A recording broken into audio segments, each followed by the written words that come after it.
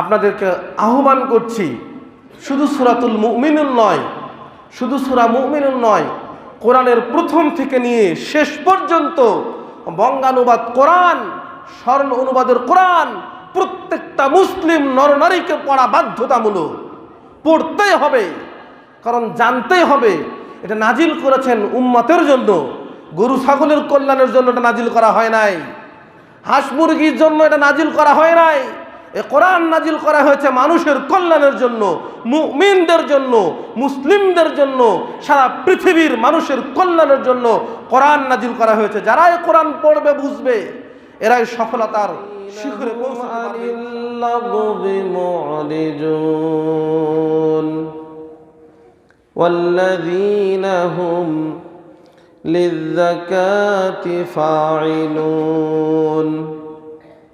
والذين هم لفروجهم حافظون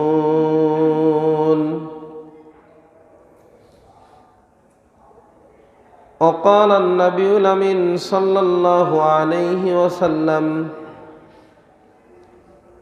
عن أبي أمامة البهلي رضي الله تعالى عنه قال قال رسول الله صلى الله عليه وسلم أن رجلا سأل رسول الله صلى الله عليه وسلم ما الإيمان قال إذا سرتك حسنتك وإذا سأتك سيئتك فأنت مؤمن قال يا رسول الله فما الإثم قال إذا حاك في صدرك في نفسك شيء فدعه ورآه أبو داود وقال حديث صحيح أو كما قال عليه الصلاة والسلام بسم الله الرحمن الرحيم قاف والقرآن المجيد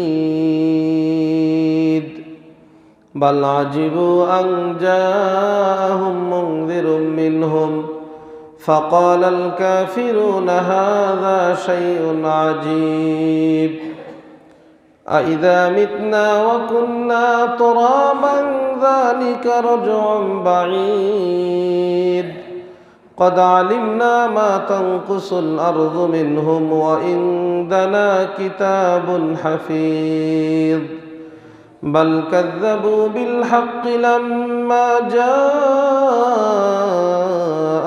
فهم في أمر مريج إلى آخر سورة। الحمد لله, সমস্ত প্রশংসা, সেপ্তসানা, আরাধনা, দোয়া, গুণগান, ইবাদত, বন্দেগী একমাত্র কেবলমাত্র শুধুমাত্র এক আল্লাহ সুবহানাহু ওয়া তাআলার জন্য, যে মহান আল্লাহ রাব্বুল আলামিন আমাদেরকে অনেক মানুষের মধ্য থেকে চয়ন করে, নির্বাচন করে, ভালোবেসে, মহাব্বত করে পৃথিবীর হাজারো ব্যস্ততা, বিভিন্ন কাজবাজ, অসুস্থতা থেকে সুস্থ রেখে সুস্থ মস্তিষ্কে পৃথিবীর সবচেয়ে উৎকৃষ্ট, সম্মানিত, দামি জায়গা মসজিদে এসে বসে ইবাদত করার মতো তৌফিক এবং সুযোগ দান করেছেন, করলেন। এজন্য শুকরিয়া তানে সকলে অন্তরের অন্তরস্থল থেকে মুহাব্বতের সঙ্গে বলি আলহামদুলিল্লাহ। অগণিত দরুদ ও সালাম বর্ষিত হোক প্রিয় নবী, বিশ্ব নবী, আখিরি নবী, নবী কুল শিরোমণি, নবী আহমদ, নবী মুহাম্মদুর রাসূলুল্লাহ সাল্লাল্লাহু আলাইহি ওয়াসাল্লামের প্রতি। আল্লাহুম্মা সাল্লি আলাই, আল্লাহুম্মা বারিক আলাই। ঐতিহ্যবাহী পারুয়ারা কেন্দ্রীয় জামে মসজিদের সম্মানিত মুসল্লিয়ানে কেরাম, পর্দার অন্তর আড়ালে দোতলায় অবস্থানরতা সতী সাধবী মা ও ভগ্নীগণ, দূর দূরান্তর থেকে আগত সমাগত মুসল্লিবৃন্দ, আমি আপনাদের সামনে পবিত্র কোরআনুল কারীমের 23 নম্বর সূরা আল মুমিনুনের কয়েকটি আয়াত কারিমা পাঠ করেছি। মুসনাদে আহমদ এবং আবু দাউদ তিরমিজিতে এসেছে একটি হাদিস, রাসূল সাল্লাল্লাহু আলাইহি ওয়াসাল্লামের মুখে নিঃসৃত বাণী। ছোট্ট একটি হাদিসে কারিমা পাঠ করেছি। আল্লাহ সুবহানাহু ওয়া তাআলা যদি আমাকে তৌফিক দান করেন, উক্ত আয়াত এবং হাদিসকে কেন্দ্র করে আজকে জুমার সংক্ষিপ্ত আলোচনা যথাসময়ে শেষ করার চেষ্টা করব ইনশাআল্লাহ। ওমা তৌফিক ইল্লা বিল্লাহ, আলাইহি তাওয়াক্কালতু ওয়া ইলাইহি উনীব। সম্মানিত প্রিয় মুসল্লিয়ান ইকরাম, সূরাতুল মুমিনুন কোরআনুল কারীমের 114 সূরার ধারাবাহিকতায় 23 নম্বর সূরা। আল্লাহ সুবহানাহু ওয়া তাআলা এখানে মুমিনদের উদ্দেশ্যে কিছু কথা বলেছেন। মুমিনদের আবার আলাদা কিছু কোয়ালিটি দিয়েছেন, গুণ দিয়েছেন, বৈশিষ্ট্য দিয়েছেন। এগুলো হচ্ছে মুমিনদের গুণ। এরা মুমিন, আর মুমিনদের ভিতরে যারা মুমিন আর মুমিনদের যদি এই গুণগুলো থাকে, আল্লাহ সুবহানাহু ওয়া তাআলা এই গুণে গুণান্বিত হলে তাদের জন্য জান্নাতুল ফেরদাউসের অংশীদার হিসাবে সাব্যস্ত করেছেন। সুবহানাল্লাহ। ওয়ারিস, জান্নাতের ওয়ারিস। আল্লাহ সুবহানাহু ওয়া তাআলা সূরাতুল মুমিনুনের 10 নম্বর আয়াতে বলেন, উলাইকা হুমুল ওয়ারিসুন। ওই সমস্ত গুণওয়ালারা, ওই সমস্ত বৈশিষ্ট্যধারী মুমিনেরা ওয়ারিস হবে। কিসের ওয়ারিস? আল্লাযীনা ইয়ারিসুনাল ফিরদাউস। এরা হচ্ছে জান্নাতুল ফেরদাউসের ওয়ারিস। বিভিন্ন জায়গায় আল্লাহ সুবহানাহু ওয়া তাআলা বলছেন তারা জান্নাতে প্রবেশ করবে। কিছু আমল আছে, কিছু ইবাদত আছে যেগুলো করলে জান্নাতে প্রবেশ করবে, কিন্তু জান্নাতের ওয়ারিস হবে না। ওয়ারিস আলাদা বিষয়, আর এক জায়গাতে প্রবেশ করা এটা আলাদা বিষয়। ওয়ারিস তো আপনারা বোঝেন, ওয়ারিস বোঝেন না? ওয়ারিস মানে কি? একটা জায়গা, একটা জিনিসের, একটা বস্তুর অংশ আছে আমার এটাতে, এটার আমি দাবিদার, আমি পাবই। একটা জায়গা আমি কিনেছি, এটা আমার ওয়ারিস নয়। মোবাইলটা আমি কিনেছি, এটা আমি কিনেছি, কিন্তু ওয়ারিস সূত্রে এটা আমি পাই নাই। ওয়ারিস সূত্র কোনটা পাই? আপনার পিতার সম্পত্তিটা আপনার ওয়ারিস। আপনারা 3 ভাই 2 বোন, 4 ভাই 2 বোন, 1 বোন, 5 ভাই। আপনার পিতার এতটুকু জমি আছে, জায়গা আছে, সম্পদ আছে, টাকা আছে, এটা তো ওয়ারিস, আপনি পাবেন, এটা তো আপনার ওয়ারিস আছে। তো জান্নাতের ওয়ারিস হবে তারা। আমাদের আদি পিতা আদম আলাইহিস সালাম সর্বপ্রথম আল্লাহ রাব্বুল আলামিন কোথায় রেখেছিলেন? আমাদের আদম আলাইহিস সালাম আমাদের পিতা না? কোথায় আসছিলেন? কোথায় ছিলেন? জান্নাতে। তো ওই জান্নাতের ওয়ারিস আমরা। আল্লাহ সুবহানাহু ওয়া তাআলা ওই কথাটাই বলেছেন, উলাইকা হুমুল ওয়ারিসুন। ওয়ারিসুন শব্দে আল্লাহ ব্যবহার করেছেন এখানে, যে ওই গুণে যদি গুণান্বিত হতে পারো, তোমাদের ভিতরে যদি ওই বৈশিষ্ট্যগুলো থাকে, তোমাদের ভিতরে যদি ওই গুণগুলো থাকে, ওই গুণগুলো যদি তোমরা অর্জন করতে পারো, তাহলে তোমরা জান্নাতের অংশীদার হয়ে যাবে। সুবহানাল্লাহ। আমরা তো সূত্রে পাবই, আমরা ছেলে নয়? আমরা ছেলে না? আদম আলাইহিস সালামের ছেলে না? আপনারা কথা বলতেছেন না, তার মানে কি অস্বীকার করবেন? আমরা ছেলে মেয়ে না? তো আমরা যদি ছেলে সন্তান মেয়ে সন্তান হয়ে থাকি পিতার, তাহলে পিতার অংশীদারিত্ব আমরা পাবো না? কিন্তু কাজ হচ্ছে, ছেলে মেয়ে হতে হলে তার গুণ লাগবে, বৈশিষ্ট্য লাগবে। অধিকার পেতে হলে এই গুণগুলো প্রয়োজন। সেই গুণগুলো নিয়েই আমরা কথা বলবো ইনশাআল্লাহ। আমরা সকলে জান্নাতে যেতে চাই, জান্নাতে যেতে চাই না? আমাদের কামনা, বাসনা, আশা, আকাঙ্ক্ষা, পরিশ্রম, ইবাদত, বندگی, এই শীতের রাত্রিতে ঠান্ডা পানি দিয়ে ওযু করা, আরামের বিছানা, দামি কম্বল থেকে বাহির হয়ে ফজরের সালাত, এশার সালাত, এই যে আশা, এটা কিসের জন্য? লক্ষ লক্ষ টাকার মালিক হব, ভালো ভালো খাবার খাবো, বিলাসিতা গাড়িতে চড়ে বেড়াবো, নাকি আমাদের কামনা, বাসনা, আশা, চেষ্টা, তামান্না তা হচ্ছে জান্নাত? আল্লাহ আমাদের সকলকেই এই গুণে গুণান্বিত করে শুনে আমলে বাস্তবায়ন করে জান্নাতের অংশীদার হওয়ার তৌফিক দান করুক বলি আমিন। আল্লাহ সুবহানাহু ওয়া তাআলা কিছু গুণ বর্ণনা করেছেন। মা ও বোন, আপনাদেরকে দৃষ্টি আকর্ষণ করছি, আপনাদের সাউন্ড নিচে আসতেছে, কথাবার্তা বন্ধ করেন। যাদের সঙ্গে ছোট বাচ্চাদেরকে নিয়ে এসেছেন ভালো কথা, ওদেরকে আয়ত্তে রাখেন যেন দুষ্টামি, আরেকজনের ক্ষতি, ডিস্টার্ব না করতে পারে, সচেতন থাকেন। আর পরস্পরে একদম কথা বলবেন না, এটা জুমার দিনের আদব নয়, এটা জুমার দিনের আদব নয়, এটা বেয়াদবি। একদম কথা বলবেন না, চুপচাপ থাকবেন, আলোচনা শোনেন, মানেন। আল্লাহ পাক আমাদেরকে শুনে আমল করার তৌফিক এবং সুযোগ দান করুক, আল্লাহুম্মা আমিন। আল্লাহ রাব্বুল আলামিন সূরাতুল মুমিনুনের ভিতরেই গুণগুলো বলেছেন। 23 নম্বর সূরা। মুমিন অর্থ বিশ্বাস, ইমানদার।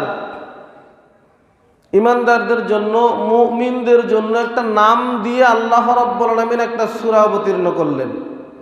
এই সূরাটার প্রেক্ষাপট আছে নাজিল হওয়ার। তো নাজিল হওয়ার মুসনাদে আহমদের ভিতরে যেটা এসেছে, তাফসির ইবনে কাসিরের ভিতরেও এসেছে, রাসূল সাল্লাল্লাহু আলাইহি ওয়াসাল্লাম একদিন সাহাবীদেরকে নিয়ে বসেছেন, বসা আছেন রাসূল সাল্লাল্লাহু আলাইহি ওয়াসাল্লাম সাহাবীদেরকে নিয়ে। হঠাৎ একটা আওয়াজ আসলো, মৌমাছি যেমন আওয়াজ করে, গুনগুন আওয়াজ। মৌমাছিরা যেমন একটা আওয়াজ করে, শব্দ করে, সাউন্ড করে, এমন একটা গুনগুন গুনগুন গুনগুন একটা সাউন্ড আসতেছে। ওমর রাদিয়াল্লাহু তাআলা আনহু আশেপাশে তাকালেন। সাউন্ড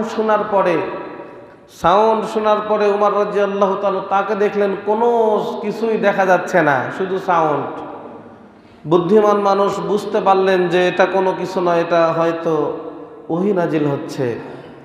হঠাৎ রাসূল সাল্লাল্লাহু আলাইহি ওয়াসাল্লাম সাহাবীদের দিকে মুখ করে বললেন, আমার কাছে এই মাত্র 10টি আয়াত নাজিল হয়েছে। এক বর্ণনা এসেছে যে সূরা মুমিনুনের প্রথম কিছু আয়াত নাজিল হয়েছে। আওয়াজ বন্ধ হয়ে গেল। রাসূল সাল্লাল্লাহু আলাইহি ওয়াসাল্লাম 2 হাত উত্তোলন করে দোয়া করলেন, আল্লাহর কাছে দোয়া করলেন, রব্বুল আলামিন আমাদের সম্মান দাও, অসম্মানিত করো না। রাসূল সাল্লাল্লাহু আলাইহি ওয়াসাল্লাম দোয়া করলেন, আমাদেরকে বেশি বেশি করে নিয়ামত দান করো, আমাদেরকে নিয়ামত ছিনিয়ে নিও না। রাসূল সাল্লাল্লাহু আলাইহি ওয়াসাল্লাম দোয়া করলেন, আমাদেরকে অপমানিত করো না। রাসূল সাল্লাল্লাহু আলাইহি ওয়াসাল্লাম দোয়া করলেন, আমাদেরকে অধিকার দিও, আমাদেরকে কারো অধিকার অধীনস্থ করো না। এই দোয়া রাসূল সাল্লাল্লাহু আলাইহি ওয়াসাল্লাম করলেন। সাহাবারা অধীর আগ্রহ বসে আছেন, কি নাজিল হলো আমরা শুনতে চাই। তখন এই সূরাতুল মুমিনুন রাসূল সাল্লাল্লাহু আলাইহি ওয়াসাল্লাম পাঠ করে শোনালেন। আল্লাহ রাব্বুল আলামিন বলেন, ক্বাদ আফলাহাল মুমিনুন। 1 নম্বর আয়াত এটা, ক্বাদ আফলাহাল মুমিনুন। মুমিনগণ সফল কাম হয়ে গেছে। সফল কাম তারাই যারা মুমিন। তাহলে 1 নম্বর একটা গুণ, তা হচ্ছে মুমিন হতে হবে। কি হতে হবে? মুমিন। মুমিন মানে হচ্ছে বিশ্বাস স্থাপন করা, ঈমান আনয়ন করা। ঈমান আনয়ন করতে হবে, বিশ্বাস স্থাপন করতে হবে। কার উপরে? আল্লাহর উপরে। ভিতরে কোনো দ্বিধাদ্বন্দ্ব থাকবে না, সন্দেহ থাকবে না। আমার ইবাদত বندگی, আমার সালাত সিয়াম, আমার হজ যাকাত দান খয়রাত, প্রত্যেকটা আমল একমাত্র কার জন্য হবে? কুল ইন্না সালাতি ওয়া নুসুকি ওয়া মাহইয়ায়া ওয়া মামাতি লিল্লাহি রাব্বিল আলামিন। আমার সালাত, আমার কুরবানি, আমার যা কিছু একমাত্র কার জন্য? আল্লাহর জন্য। লিল্লাহি রাব্বিল আলামিন, যিনি বিশ্ব জগতের প্রতিপালক, তার জন্য। কিন্তু আসলেই এটা মৌখিকভাবে বললেও অনেক সময় অন্তর থেকে আমাদের এটা আসে না, হয় না। মুমিন বা ঈমানদার, ঈমান এটা হচ্ছে বিশ্বাসের উপরে। বিশ্বাসটা কিরকম? বিশ্বাসটা হচ্ছে একটা শূন্যের মতো। বিশ্বাসটা হচ্ছে একটা সংখ্যা। বিশ্বাসটা সংখ্যা 1 2 3 4 8 10 এরকম সংখ্যা, এটা হচ্ছে বিশ্বাস। আর আমল হচ্ছে জিরো। আমলগুলো কি? জিরো। আপনার যদি বিশ্বাস না থাকে তথা ঈমান না থাকে, আপনি যদি মুমিন হতে না পারেন, আপনি যত সালাত আদায় করেন, আপনি যত যাকাত দেন, আপনি যতবার হজ করেন, যদি মুমিন হতে না পারেন, যদি ঈমান না আসে, না থাকে, তাহলে এই আমলগুলো কোনো কাজে আসবে? কাজে আসবে? শুধু শূন্য, জিরো, যেটা শূন্য, শুধু শূন্য শূন্য শূন্য শূন্য শূন্য শূন্য। এক পৃষ্ঠাত অনেকগুলো শূন্য দিয়েছেন। মনে করেন যে 100টা শূন্য হয়েছে, আপনি বলছেন যে আমি 100টা শূন্য পেয়েছি। 100টা শূন্যের কোনো মূল্য আছে? ঈমান যদি না থাকে, যদি এরকম আমল করতে থাকে, তাহলে শুধু শূন্য হয়ে যাবে, কোনো কাজ হবে না। আর ঈমান মানে, বিশ্বাস মানে মনে করেন যে এক। এখন আপনি ঈমানদার, আপনার মুমিন, আপনার এক আছে। এই একের পরে এখন একটা শূন্য দিলেন, একের পরে আপনার ঈমান আছে। এখন আপনি সালাত আদায় করলেন, একটা শূন্য হলো, তাহলে একের পরে একটা শূন্য, সালাত আদায় করলেন, কত হলো? এরপরে যাকাত দিলেন, আর একটা শূন্য। আবার সিয়াম রাখলেন, আর একটা শূন্য। আপনি দান করলেন, আর একটা শূন্য। হজ করলেন, আর একটা শূন্য। মানুষের সঙ্গে ভালো আচরণ করলেন, আর একটা শূন্য। সৎ আচরণ করলেন, আর একটা শূন্য। গরিবের সহযোগিতা করলেন, আর একটা শূন্য। প্রথমে এক আছে, এরপরে যত শূন্য দিবেন, বাড়বে না কমবে? মূল্যায়ন হবে না মূল্যায়ন কমবে? বাড়বে, বাড়বে। কেন? ঈমান আছে, এক আছে আমাদের। প্রথমে এই জন্য আল্লাহ রাব্বুল আলামিন বলছেন, সফল কাম তারাই যারা ঈমানদার, মুমিন যারা। এই ঈমান নষ্ট হয়ে যায়, এটা আমরা বিশ্বাস করি। ঈমান বাড়ে এবং কমে, এটা কি বিশ্বাস করেন? বিশ্বাস করি।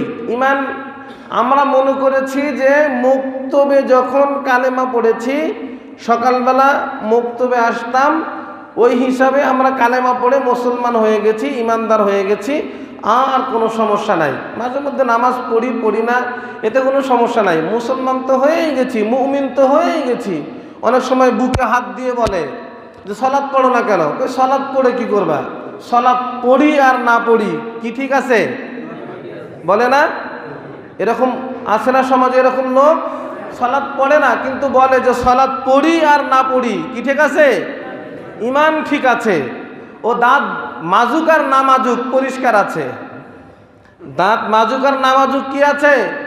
দাঁত না মাজলে পরিষ্কার থাকতে পারে? কেউ যদি বলে দাঁত মাজি আর না মাজি বাটা দেখ পরিষ্কার আছে, ও 1 মাস ধরে দাঁত মাজে না, এখন যদি মুখের সামনে আসে বলে যে দাঁত মাজি আর না মাজি দেখ দাঁত পরিষ্কার আছে, তার কথা আর সালাত পড়ি আর না পড়ি ঈমান আছে, তার কথা কোনো তফাৎ আছে? না। আরো একটু নিকৃষ্টভাবে বলি, তারা শরম থাকবে, এদেরকে শরম দেওয়ার জন্য বলছি। মানে প্রস্রাব পায়খানা করার পরে পানি নেয় না, তো বলে পায়খানা করার পর পানি নাই আর না নেই পরিষ্কার আছি। এরকম নিকৃষ্ট হচ্ছে যে যারা বলে সালাত পড়ি আর না পড়ি ঈমান আছে, তারা ওই রকম নিকৃষ্ট, বরং তার চেয়েও নিকৃষ্ট। বলেন ঠিক কিনা? কারণ আল্লাহ সুবহানাহু ওয়া তাআলা বলছেন, আন উলাইকা কাল আনআম বাল হুম আদাল, ওরা হচ্ছে নিকৃষ্ট চতুর্পদ জন্তুর মতো, বরং তার চেয়েও নগণ্য এবং জঘন্য ওরা। সালাত না পড়ে আবার ঈমান থাকে কেমনে?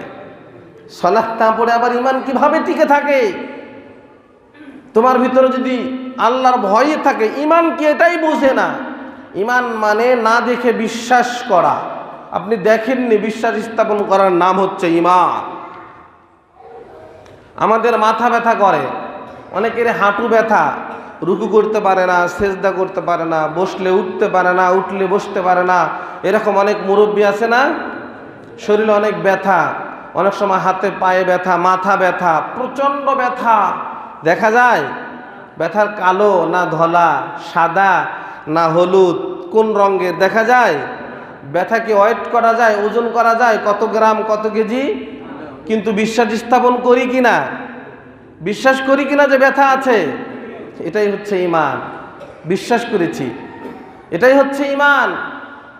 আমরা বিশ্বাস করে গাড়িতে উঠি, হানিফ কাউন্টারে গিয়ে টিকিট কেটে যখন বাড়িতে যাব, তো গাড়িতে উঠে এখন ব্যাগের ভিতরে টাকা পয়সা সব কিছু এখন উপরে রেখে দিয়ে মানে ছিটে বসে চেয়ারটা একটু লুজ করে হেলান দিয়ে ঘুমিয়ে গেলাম।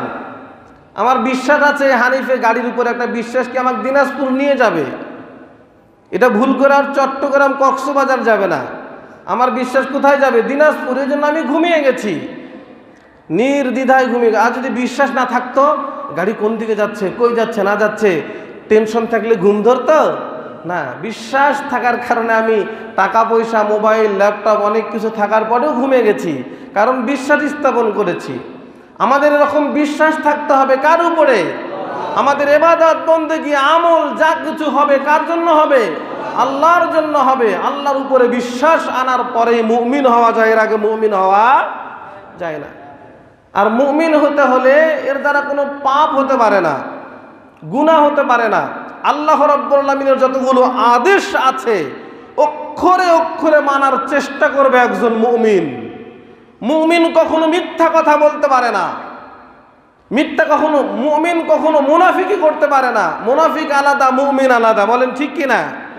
মুনাফিক কিন্তু মুমিনের পাশে আশেপাশেই ঘোরে, এদেরকে চিনা বড় দায়। এরা আপনার সঙ্গে ছলাৎ পড়বে, আপনার সঙ্গে চা খাবে, বসবে, গল্প গুজব করবে, আবার আপনার নামে আর একজনকে লাগাবে, আপনি বুঝতেই পারবেন না। এরা হচ্ছে মুনাফিক।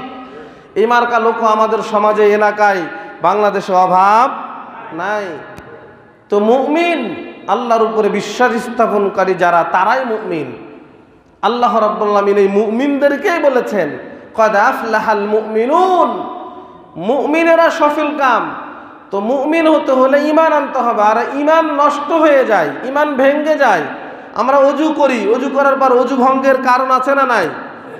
কিছু কিছু কারণে ওযু ভঙ্গ হয়ে যায়, যায় না? যায়। সালাত আদায় করি, অনেক কিছু কারণে সালাতও নষ্ট হয়ে যায়, সালাত ভঙ্গ হয়ে যায়। সালাত ভঙ্গ হয় না? সালাত ভঙ্গের কারণ আছে না? আমরা সিয়াম রাখি, সিয়াম ভঙ্গেরও কারণ আছে, নাই? সিয়ামও ভেঙে যায়। এরকম ভাবে ঈমানও ভেঙে যায়, ঈমানও নষ্ট হয়ে যায়। আমরা মনে করেছি ওই তো মুক্তবে কালেমা পড়েছি এখন ঈমানদার, আর বলেছি যে সালাত পড়ি আর না পড়ি ঈমান ঠিক আছে। এটা কখনোই ঠিক নয়, এগুলো কথা বলাই উচিত নয়, কথা বলাই উচিত নয় এগুলো। আল্লাহ রাব্বুল আলামিনের আদেশ না মেনে ঈমানদার হয় কিভাবে করে? আল্লাহ রাব্বুল আলামিনের নিষেধগুলো বর্জন না করে ঈমানদার হয় কিভাবে করে? অসম্ভব, অসম্ভব, অসম্ভব হওয়া সম্ভব নয়। ঈমান ভঙ্গেরও অনেক কয়টি কারণ আছে। ঈমান ভঙ্গের কারণগুলোর ভিতরে একটি অধ্যায় আছে যে নাওয়াকিজুল ঈমান, ঈমান ধ্বংসের 10টি কারণ।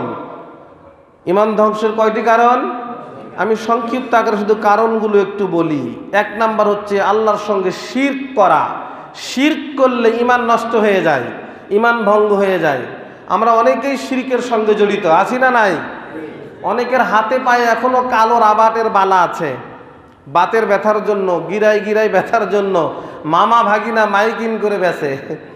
দেখলাম একদিন দেখালো যে মাইকিন করতেছে কালো রাবাটের বালাগুলো, মামা ভাগনা, একজনের বাড়ি যশোর, আর একজনের বাড়ি কোন জায়গায় জানি, বিভিন্ন সিলকাই সিলকাই কথা বলে আর এইগুলো বিক্রি করতেছে, মানুষ নিচ্ছে। এগুলো পরা তাবিজ, অনেকেরই গলাতে, বাহুতে, কোমরে তাবিজ বা মাদুলি দেওয়া আছে। ফকিরের কাছে যায়, ভাগ্য নির্ধারণ করে, তথা আল্লাহর সঙ্গে শরীক স্থাপন করা, তার ঈমান ভঙ্গ হয়ে গেছে। ওযু যেমন ভঙ্গ হয়ে যায়, আবার ওযু করতে হয়। ঈমান ভঙ্গ হয়ে গেলে আবার ঈমানদার হতে হবে। ঈমান মানুষের ভঙ্গ হয়ে যায়। 1 নাম্বার হচ্ছে শিরক করলে। 2 নাম্বার, আল্লাহ তাআলা এবং তার বান্দার মাঝে কোনো ধরনের মধ্যা অবস্থানকারী সুপারিশকারী গ্রহণ করা। আমরা বলি না আল্লাহ লাগে, বললেন না জানি পারেন না, আল্লাহ লাগে, হিল্লাও লাগে, আল্লাহ লাগে, হিল্লাও লাগে। যেখানে আল্লাহকে লাগে ওখানে আবার হিল্লা লাগে কেন? আল্লাহ কি যথেষ্ট নয়? না, এই জন্য তো হিল্লা লাগে, কারণ আল্লাহর ক্ষমতা নাই, নাউজুবিল্লাহ। এজন্য কি লাগে? হিল্লা লাগে। আমরা বলি না কথাটা প্রায়, আল্লাহও লাগে, হিল্লাও লাগে। তার মানে আল্লাহ পারে না হিল্লা ছাড়া, নাউজুবিল্লাহ। দেখছেন, আল্লাহর ক্ষমতা নাই, এজন্য হিল্লাকে নিয়ে আসছি আমরা আবার। আস্তাগফিরুল্লাহ। এই যেগুলো শিরিক, এরকম আকীদা থাকলে তাহলে ঈমান কি হয়ে গেছে? ভেঙ্গে গেছে। এরপরে 3 নাম্বার হচ্ছে কাফির মুশরিকদের সঙ্গে একদম বন্ধুত্ব, ওরা যা করে এ তাই করে। কাফের মুশরিকেরা পূজা করছে তো এও পূজা করছে, বলে দেশে তো সকল ধর্ম, যে যার ধর্ম পালন করতে তো বাধা নিষেধ নাই, তো আমরা ওদের ধর্ম যাই। কাফেরদের সঙ্গে বন্ধুত্ব স্থাপনকারী, এদের কি হয়ে যাবে? ঈমান ভঙ্গ হয়ে যাবে। যে ব্যক্তি বিশ্বাস রাখে যে মুহাম্মদ সাল্লাল্লাহু আলাইহি ওয়াসাল্লামের আদর্শ ছাড়াও আরো আদর্শ আছে, রাসূল সাল্লাল্লাহু আলাইহি ওয়াসাল্লামের আদর্শকে প্রাধান্য দেয় না, আরো আদর্শ খোঁজে, আছে মানে রাসূল সাল্লাল্লাহু আলাইহি ওয়াসাল্লামের আদর্শকে তার মানে তার ইচ্ছা হচ্ছে না যে এটা আদর্শ না, আরো আদর্শ লাগবে। যেমন অনেকেই নাস্তিকগুলো মনে করে যে রাসূল সাল্লাল্লাহু আলাইহি ওয়াসাল্লামের আদর্শগুলো পুরাতন হয়ে গেছে, এই আদর্শ চলবে না, নতুন আদর্শ নিচ্ছে ওরা। ইংরেজদের কাছ থেকে বিভিন্ন বৈদেশিক অপসংস্কৃতিগুলো টেনে টেনে নিয়ে আসছে। তারই একটি হচ্ছে এদের সামনে আসছে 14ই ফেব্রুয়ারি, ভালোবাসা দিবস সামনে আসতেছে 14ই ফেব্রুয়ারি। এটা রাসূল সাল্লাল্লাহু আলাইহি ওয়াসাল্লামের আদর্শ?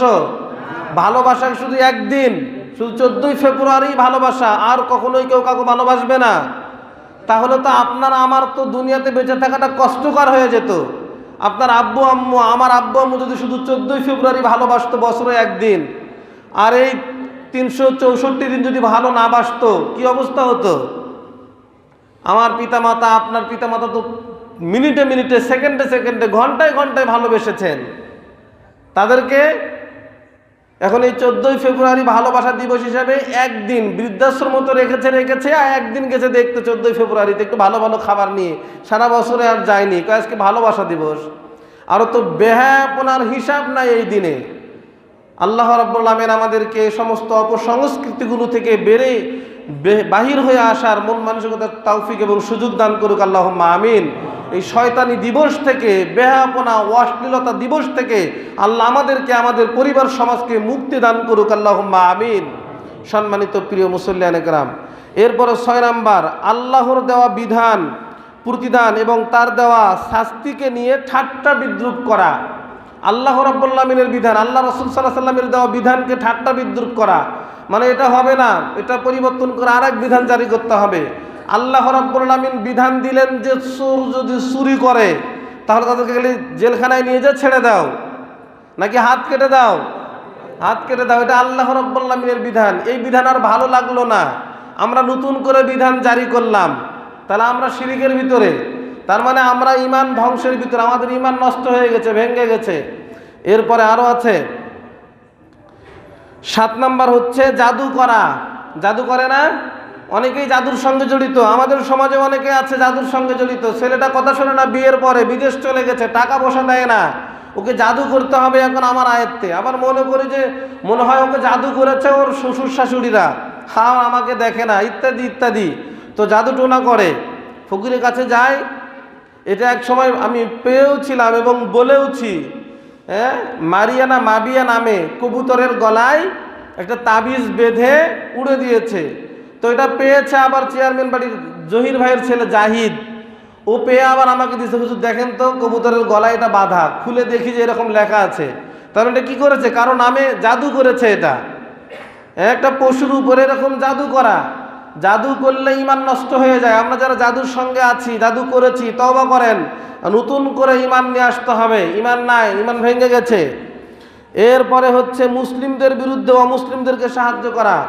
মুসলমানদেরকে সাহায্য করে না, সাহায্য করতেছে নিজের আত্মীয় স্বজন, প্রতিবেশী আছে, মুসলিম ভাই ব্রাদার, আত্মীয় স্বজন, এদেরকে সাহায্য সহযোগিতা করে না। ওই যে বন্ধু বানিয়েছে, একসঙ্গে ব্যবসা করে, এক হিন্দু খ্রিস্টান, তার পূজাতে তাকে সাহায্য করছে। তোমার পূজা করার সামর্থ্য নাই, আমি টাকা দিলাম, পূজা করে পূজা দিয়ে আসো। তাদেরকে সহযোগিতা করা ঈমান নষ্ট হয়ে যাবে, ঈমান ভঙ্গের কারণ। এরকম 10টি কারণ আপনারা মসজিদ থেকে বের হওয়ার সময় হাতের ডান সাইডে দেখবেন ঈমান ভঙ্গের 10টি কারণ দেওয়া আছে। একদিনও লক্ষ্য করছি না, পড়িও না অনেকেই। আল্লাহ রাব্বুল আলামিন আমাদের সকলকে খাঁটি ঈমানদার হিসেবে কবুল করুক, আল্লাহুম্মা আমিন। যেরকম ঈমান ছিল আবু বকর রাদিয়াল্লাহু তাআলা আনহুর, যেমন ঈমান ছিল উমর রাদিয়াল্লাহু তাআলা আনহুর, যেমন ঈমান ছিল সুমাইয়া রাদিয়াল্লাহু তাআলা আনহার, যেমন ঈমান ছিল বেলাল রাদিয়াল্লাহু তাআলা আনহুর, ঈমানদার যে সাহাবীরা ছিল তাদের মতো ঈমান আনার মতো আল্লাহ আমাদেরকে সুযোগ এবং তৌফিক দান করুক, আল্লাহুম্মা আমিন। আরও একটা ভাইরাল হয়েছে কিছুদিন আগে, দেখেছেন না? ভারতে হেজাব বোরকার বিরুদ্ধে এক নারী, মুস্কান, কঙ্গাট না কোন রাজ্যে, তাদের সামনে এসে, মেয়েটার সামনে এসে কিরকম করে ওরা লাল পট্টি বাঁধা হিন্দুরা স্লোগান দিচ্ছে, শ্রীরাম শ্রীরাম ইত্যাদি ইত্যাদি অনেক কথা বলে। ও একাই আল্লাহু আকবার আল্লাহু আকবার তাকবীর দিয়ে তাদেরকে থমকে দিয়েছে। ওরা আর সামনে আগাতে পারে নাই। ঈমান, এই ঈমান তো আমাদেরই নাই। মুস্কানের যে ঈমান, ওই ঈমান তো আমাদেরই নাই। আমরা তো দুর্বল ঈমানের মানুষ। আমরা তো হক কথা বলতে পারি না, হক জিনিসটা প্রচার করতে পারি না, হকটা মানতে পারি না। নিজের মসজিদে আসলে বুকে হাত বাঁধি আমিন জোরে বলি, রফনা দাইন করি। অন্য মসজিদে গেলে মনে করি যে এটা তো বিয়ের বাড়িতে আসছি, আবার বিয়াইকে মানুষ খারাপ বলবে, এই জন্য আমিন নিজে হাত বেঁধেছে। এই সমাজের লোক। বলেন ঈমান কোথায়? কোথায় কোথায় গেছে আমাদের ঈমান? দুর্বল হয়ে গেছে। যেদিকে ছাতা, যেদিকে বৃষ্টি, ওইদিকে ছাতা ধরে আছি। এটা মুনাফিক। আল্লাহ রাব্বুল আলামিন আমাদের এই সমস্ত আচরণ বিধি থেকে হেফাজত করুক, মুক্তি দান করুক বলে আল্লাহুম্মা আমিন। বলছিলাম কদ আফলাহাল মুমিনুন, সফল কাম তারাই জান্নাতের ওয়ারিস হবে, তারাই জান্নাতের অধিকারী হবে যারা ঈমানদার মুমিন। 2 নাম্বার, আল্লাযীনা হুম ফি সালাতিহিম খাশিউন, আল্লাযীনা যারা হুম ফি সালাতিহিম খাশিউন, তাদের সালাতের ভিতরে ভয় ভীতি সহকারে সালাত আদায় করে, বিনয় এবং নম্র সহকারে, খুজু সহকারে সালাত আদায় করে। আল্লাযীনা হুম ফি সালাতিহিম খাশিউন, ভয় ভীতি নম্র অনুযায়ী খুশু সহকারে সালাত আদায় করে যারা। সালাতই তো আদায় করি না, খুশু বুঝবো কি? খুশু বা খুজু যেটা, এর শাব্দিক অর্থ হচ্ছে একদম স্থির, নড়াচড়া না করা, নম্রতা অবলম্বন করা। যেমন সাধারণ কোনো ব্যক্তি বড় কোনো ব্যক্তির কাছে গেলে, সাধারণ একজন মানুষ, আমাদের মনে করেন বর্তমান হাশেম খান এমপির সামনে গেলে নড়াচড়া করতে পারে? চুলকাইতে পারে? নড়াচড়া করে? ভাইব্রেশন হয়ে থাকে? না একদম চুপচাপ? এমপি সাহেবের সামনে, প্রধানমন্ত্রীর সামনে দেখেন না, এমন সময় বডিগার্ডগুলো যেমনে থাকে, মনে হয় যে এটা মৃত্যু লাশ। এমন অবস্থা, মশা পড়লেও কামড়ালে নড়ে না, এমন অবস্থা দাঁড়িয়ে থাকে। অনেক সময় দেখেন না, সেনাবাহিনীদের ভিতরে, বিভিন্ন বাহিনীদের ভিতরে এমনভাবে স্টিল হয়ে দাঁড়িয়ে থাকে, এটি যেদিকে তাকাচ্ছে মনে হয় চোখের মিটিটাও ফেলে না। আমি কয়েকটি দেখেছি এরকম, আপনারা মনে হয় দেখেননি, দেখবেন। একদম ভদ্র নম্র, নড়াচড়া নাই, স্থির হয়ে আছে। এরকম করে সালাত আদায় করতে হবে। আমাদের সালাত কি হয়? একবার ওইদিকে, একবার ওইদিকে, একবার নাকে, একবার কানে, একবার চোখে, একবার পায়ে, স্থির নাই, সালাত আদায় করতেছি। এই সালাত কি খাশিউন সালাত? একবার ঘড়ির দিকে, একবার ওই ঘড়ির দিকে, একবার ফ্যানের দিকে, আবার পিছনে কে আসলো, কে চলে গেল, সব অনুভব করি সালাতের ভিতরে, করি কি না? করি না? আবার সালাতের ভিতরেই দেখি যে কার সালাত কত দ্রুত গতিতে হচ্ছে। আমারটাই তো দ্রুত গতিতে, এরপরে আমি আবার বলছি, হুজুর দেখছেন ও কত দ্রুত সালাত পড়ে, আমি কিন্তু দ্রুত গতিতে পড়েছি। সালাতের ভিতরেই দেখেছি আলোচনাটা। আর একজনেরটা সালাতের ভিতরেই দেখেছি, ওটা আবার বিচার। আমি তো নিজেকে সংশোধন করতে পারিনি। সালাত পড়ার সময় দাড়ি একবার, বাড়ি একবার, পিঠে একবার, পেটে একবার। রাসূল সাল্লাল্লাহু আলাইহি সাল্লাম দেখছেন যে এক ব্যক্তি সালাতের ভিতরে দাড়ি নিয়ে খেলা করছে। দাড়ি নিয়ে কি করছে? খেলা করছে। রাসূল সাল্লাল্লাহু আলাইহি সাল্লাম, তোমার সালাত হয়নি, দাড়ি নিয়ে খেলা করা যাবে না সালাতের ভিতরে, দাড়িকে খিলাল করে সালাতের ভিতরে, দাড়ি টানে, দাড়ি মুখের ভিতরে দেয়, ইত্যাদি ইত্যাদি কত ফ্যাশন যে সালাতের ভিতরে করে। এগুলো সালাত কি খশিউন সালাত? এই সালাত পড়লে কি জান্নাতের ওয়ারিশ হওয়া যাবে? না। তাহলে সালাত আদায় করতে হবে একদম নম্র ভদ্র হয়ে।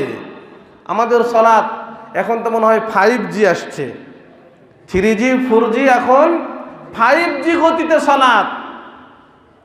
রুকুতে দোয়া কতবার পড়লাম আর কি পড়লাম জানি না, সূরা ফাতিহার পরে কোনটা পড়েছি এটাও মনে নাই, এটা পড়লেই হলো। মানে সালাতটা এত দ্রুত গতিতে হয়, সালাতটা এত দ্রুত গতিতে হয়। রুকুতে কোথায়, রুকু থেকে উঠে যে দোয়া আছে, সেজদা দিলাম, সেজদার পরে দোয়া আছে, না, আমাদের সালাত খুশু খুজু সহকারে আদায় করা হয় না। এজন্য তো সালাত পড়তেও আমরা তৃপ্তি পাই না। আলী রাদিয়াল্লাহু তাআলা আনহুর কাহিনী তো আপনারা শুনেছেন, তীর লেগেছিল পায়ে, তীর খোলার জন্য কেউ সাহস পাচ্ছে না, ব্যথা পাচ্ছে। রাসূল সাল্লাল্লাহু আলাইহি ওয়াসাল্লাম কি বললেন যে আলী যখন সালাতে দাঁড়াবে তখন তোমরা তীর বাহির করতে পারবে। তাদের সালাত কি ছিল আর আমাদের সালাত কি? তাদের সালাত কি আর আমাদের সালাত কি? জান্নাতের ওয়ারিশ কি আমরা? কথা বলেন না কেন? জান্নাতের ওয়ারিশ কি আমরা এভাবে হতে পারবো? না। আমরা তো সালাতই পড়ি না, আর খুজু খুজু সহকারে পড়বো কখন? 5 ওয়াক্ত সালাতই পড়ি না তো, 4 ওয়াক্ত বলি, 5 ওয়াক্ত হয় না, 2 ওয়াক্ত পড়ি আর 3 ওয়াক্ত হয় না। এরকম করে অলসতা অবস্থায় আমাদের সালাত, উদাসীন অবস্থায় আমাদের সালাত, এভাবে সালাত আদায় করলে কখনোই জান্নাতের ওয়ারিশ হওয়া যাবে না। জান্নাতের ওয়ারিশ হতে হলে নম্র ভদ্র সুন্দরভাবে ধীরস্থিরতা অবলম্বন করে সালাত আদায় করতে হবে। এখন বলবেন হুজুর আমরাই ভালো আছি কেন? সালাতই পড়ি না। আমরা ভালো আছি না কেন? আমরা সালাতই পড়ি না, আমরাই ভালো। সম্মানিত উপস্থিতি, সালাত পড়েন না, ভালো হলো কিভাবে করে? তাহলে জান্নাতের ওয়ারিশ আমরা হতে পারছি না। সকলকে 5 ওয়াক্ত সালাত, বিশেষ করে পুরুষদের ক্ষেত্রে অনেক সময় বিভিন্ন কৈফিয়ত দেখায়, এইটার কাজে গেছি, ওইটার কাজে গেছি, এই করেছি, সেই করেছি। আপনি যাই করেন শরীয়তের বিধানগুলো মেনে দেখেন, সবগুলোই সহজ হয়ে যাবে ইনশাআল্লাহ। আপনি যেখানেই যান, আপনি আপনার ব্যবসার কাজে ছুটে যাচ্ছেন, সময় পাবেন না, মনে করছেন যে আর 5, 10, 15 মিনিট সময় আছে, আমি তো সময় পাবো না, গাড়িতে থাকবো। আপনি এখন সালাত পড়ে বাহির হন, উক্ত হয়নি, সালাত পড়ে বাহির হন, সমস্যা নাই তো। কাজা কসর পড়ে, বাড়ির থেকে কসর সালাত পড়ে আপনি বাহির হতে পারবেন। অনেক দূরে যাবেন, সময় গাড়িতে বা জায়গা মতো সালাত পড়ার কোনো সিস্টেম হবে না, তো আপনি এখান থেকে সালাত পড়ে বাহির হয়ে যান। অথবা আরও বিধান আছে, আপনি মানেন না, এই জন্য আপনার কাছে ঝামেলা মনে হচ্ছে। আপনি গাড়িতে আছেন, আপনি কেবলা ঠিক করে সালাত ওখানে নিয়ত বাঁধেন, আপনি ইশারা দিয়ে ওখানে গাড়িতে বসে বসে সালাত আদায় করেন, সমস্যা নাই তো। গাড়ি কোন দিকে যাচ্ছে যাক, আপনি আপনার কেবলা ঠিক রেখে সালাত শুরু করেন, এরপরে কেবলা কোন দিকে যাচ্ছে যাক, আপনি ইশারা দিয়ে সালাত পড়তে থাকেন, সমস্যা নাই তো। বিধান তো সহজ করে দিয়েছেন। আপনি পড়েন না, অলসতা করেন, সব করতে পারেন, সব মানতে পারেন, আপনি সব বুঝেন, কিন্তু শরীয়তের বিষয়গুলো আসলে আমরা কি এগুলো বুঝি? এগুলো হুজুরেরা বোঝে। এগুলা কে বুঝে? হুজুরেরা বোঝে। আপনাকে বুঝতে নিষেধ করেছে কে? সম্মানিত উপস্থিতি, এই কৈফিয়ত আল্লাহ সুবহানাহু ওয়া তাআলার কাছে খাটবে না। আল্লাযীনা হুম ফি সালাতিহিম খাশিউন, ভীতি সহকারে নম্র ভদ্র হয়ে সালাত আদায় করতে হবে, এটা একটা গুণ। তাহলে আমরা জান্নাতের ওয়ারিশ হতে পারবো, কারণ আমরা জান্নাতি হতে চাই সবাই। আর আল্লাহ রাব্বুল আলামিন বলছেন যে তোমরা ওয়ারিশ, যাদের ভিতরে গুণগুলো থাকবে। আমরা বাপের সম্পত্তি পাই, সম্পত্তি পায় না তো? সম্পত্তি কখন পায়? তার সন্তান হলে। তো তার সন্তান হতে হবে তো, এরপরে না সম্পত্তি পাবো।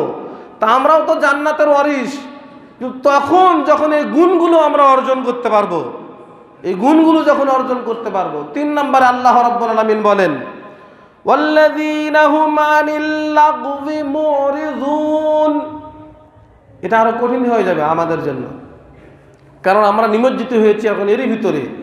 আল্লাহ সুবহানাহু ওয়া তাআলা বলেন, যারা অনর্থক কাজ এবং কথাবার্তা থেকে বিরত থাকতে পারে না, বিরত থাকতে পারবে যারা অনর্থক কাজ, অনর্থক কথাবার্তা, মানে যেটার কোনো অর্থ নাই, যেটার কোনো মূল্য নাই, মূল্যহীন। এখন বলবেন যে মূল্যহীন কোনটা? সবটাই তো আমরা কাজের জন্যই করি, উপকারের জন্যই করি। তার একটি হচ্ছে রাত জেগে খেলা দেখা। এটা আপনার কি উপকার দেয়? মনে করেন যে ব্রাজিল আর আর্জেন্টিনা খেলা হচ্ছে, বাংলাদেশকেই ওরা চিনে না, আর আপনি রাত জেগে জেগে খেলা দেখছেন, এটা কি কল্যাণ দিবে আপনাকে? এটা অনর্থক নয়? অনর্থক নয় তো কথা বললেন না কেন? অনর্থক নয়? এটার কোনো মূল্য আছে ইহকালে? এটার কি মূল্য হবে পরকালে? এটা উপকার দিবে সংসারে কিছু, ব্যবসায়, দেশের জন্য, পরিবারের জন্য, সন্তানের জন্য, শরীরের জন্য কোনো উপকার আছে এটাতে? তো এই যে খেলা দেখে সময় নষ্ট করলেন, এটা অনর্থক। এমনিতেই মোবাইল টিপছে, কোনো কাজ নাই, এমনিতেই ঠেলতেছে আর টানতেছে, ঠেলতেছে আর টানতেছে, এটার কোনো শেষ আছে? ফেসবুক যারা চালাচ্ছি বা চালান, এক টানতেছেন, যতক্ষণ নেট থাকবে, এমপি থাকবে আর জিবি থাকবে, যতক্ষণ ঠেলবেন, যত বছর ঠেলবেন, আমি মনে করি এটা শেষ নাই। শেষ আছে এটার? অনর্থক। এটা তো কত মানুষ কল্যাণকর করছে, কত মানুষের কল্যাণ হচ্ছে। যারা কল্যাণ পাচ্ছে তারা ভিন্ন কথা, আমরা যারা কল্যাণ পাচ্ছি না তাদের জন্য বলছি, তাদের জন্য অনর্থক নয় এটা। আপনার কোনো প্রয়োজন নাই ফোনের, আপনার ফোনের প্রয়োজন শুধু কথা বলা, এছাড়া আর কোনো প্রয়োজন হয় না। আপনার সন্তানটার এখন কোনো ফোনের প্রয়োজন না, ও কি আপনার চেয়ে বড় ফোন কিনে দিয়ে রেখেছেন, ও কি জন্য? অনর্থক এটা অনর্থক। এরকম অনর্থক কাজ থেকে যারা বিরত থাকতে পারবে, অনর্থক কাজ, এরপরে সময় নষ্ট করা, কথা বলা, অনর্থক কথাবার্তা, যেগুলো কথার কোনো মূল্য নাই, মূল্যহীন কথা, এমনি পেঁচাল পারতেছে। আপনি এই সময় সুবহানাল্লাহ বলতে পারতেন, এই সময় আলহামদুলিল্লাহ বলতে পারতেন, এই সময় আপনি তাসবিহ তাহলিল করতে পারতেন, এই সময় মসজিদে বসে বসে কোরআন তেলাওয়াত করতে পারতেন, এই সময় আপনি বসে বসে 2 রাকাত সালাত আদায় করতে পারতেন। তা না, এমনি পেঁচাল পারতেছে, যেগুলো মূল্যহীন, না আসে নিজের কাজে, না আসে পরিবারের কাজে, না আসে দেশের কাজে, সমাজের কাজে, এমনি কথা বলছে, মানুষ হাসছে আর বসে বসে শুনছে। অনর্থক কথা, অনর্থক কাজ কর্ম থেকে বিরত না হওয়া পর্যন্ত এ জান্নাতের ওয়ারিস হতে পারবে না। জান্নাতের ওয়ারিস হতে হলে অনর্থক কথাবার্তা, কর্ম, আচরণ বিরত থাকতে হবে কর্মগুলো থেকে, তাহলে আমরা জান্নাতের ওয়ারিস হতে পারবো ইনশাআল্লাহ। আল্লাহ সুবহানাহু ওয়া তাআলা আমাদের সকলকেই এই গুণে গুণান্বিত হয়ে, আরও গুণগুলো আছে, সময় স্বল্পতা, আলোচনা হবে ইনশাআল্লাহ। আপনাদেরকে আহ্বান করছি, শুধু সূরাতুল মুমিনুন নয়, শুধু সূরা মুমিনুন নয়, কোরআনের প্রথম থেকে নিয়ে শেষ পর্যন্ত বঙ্গানুবাদ কোরআন, স্বর্ণ অনুবাদের কোরআন প্রত্যেকটা মুসলিম নরনারীকে পড়া বাধ্যতামূলক, পড়তেই হবে। কারণ জানতেই হবে এটা নাজিল করেছেন উম্মতের জন্য, গরু ছাগলের কল্যাণের জন্য এটা নাজিল করা হয় নাই, হাঁস মুরগির জন্য এটা নাজিল করা হয় নাই। এ কোরআন নাজিল করা হয়েছে মানুষের কল্যাণের জন্য, মুমিনদের জন্য, মুসলিমদের জন্য, সারা পৃথিবীর মানুষের কল্যাণের জন্য কোরআন নাজিল করা হয়েছে। যারা এই কোরআন পড়বে, বুঝবে, এরাই সফলতার শিখরে পৌঁছতে পারবে ইনশাআল্লাহ। কোরআন ছাড়া, আল্লাহ রাব্বুল আলামিনের আদেশ ছাড়া, রাসূল সাল্লাল্লাহু আলাইহি সাল্লামের সুন্নাহ ছাড়া, আল্লাহ রাব্বুল আলামিনের নির্দেশগুলো থেকে বিরত না থাকা পর্যন্ত আমরা কেউ কখনো ইহকালীন বলেন আর পরকালীন বলেন কোনো কল্যাণ হাসিল করা সম্ভব নয়। সাময়িকভাবে কিছু হলেও এটা তো অশান্তি, শান্তি নাই। মনে করছেন যে অবৈধভাবে অনেক টাকা ইনকাম করেছে, আপনি দেখেন আপনার ঘুম নাই। একজন রিক্সা চালক, অটো চালক, ভ্যান চালক সারাদিন 2000, 1200, 1500, 800, 700, 500 টাকা ইনকাম করে চার্জার লাগিয়ে দিয়ে রাত্রে দ্বিধামসে ঘুমায়, ওর টেনশন নাই। ও মনে করে গাড়িটা খালি চার্জ হলেই হয়, সকালবেলা আবার নেমে চলে যাব ইনশাল্লাহ। কিন্তু কোটি কোটি টাকা কখনো শান্তি দিতে পারে না। সম্মানিত প্রিয় মুসল্লিয়ানে কেরাম, আল্লাহ রাব্বুল আলামিন আমাদের সকলকেই এই গুণগুলো বুঝে জেনে বাস্তবে আমল করার মতো মন মানসিকতা তৌফিক এবং সুযোগ দান করুক, আল্লাহুম্মা আমিন। আল্লাহ আমাদের সকলকে জান্নাতের ওয়ারিস হিসাবে কবুল করুক, আল্লাহুম্মা আমিন। বারাকাল্লাহু লানা ওয়া লাকুম ফিল কোরআনিল আযীম ওয়া নাফা'না ওয়া ইয়াকুম।